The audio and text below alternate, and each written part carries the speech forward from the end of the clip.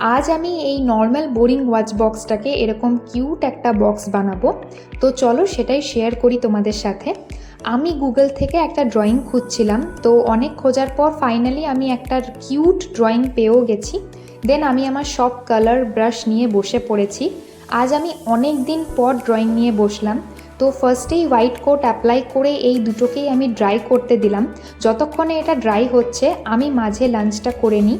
আর lunch করতে করতে আমি তো এখানে কিছুক্ষণ টম অ্যান্ড জেরি দেখছিলাম।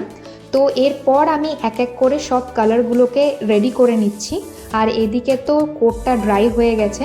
তো তারপর এগুলোর ওপর সুন্দর করে আমি ডিজাইন ড্র করে নিচ্ছি। এটা এখন দেখতে কিছুটা এরকম লাগছিল। তো যেহেতু সামার চলে এসছে, তো তাই জন্য আমি কিউট একটা সামার রিলেটেড ড্রয়িং করেছি।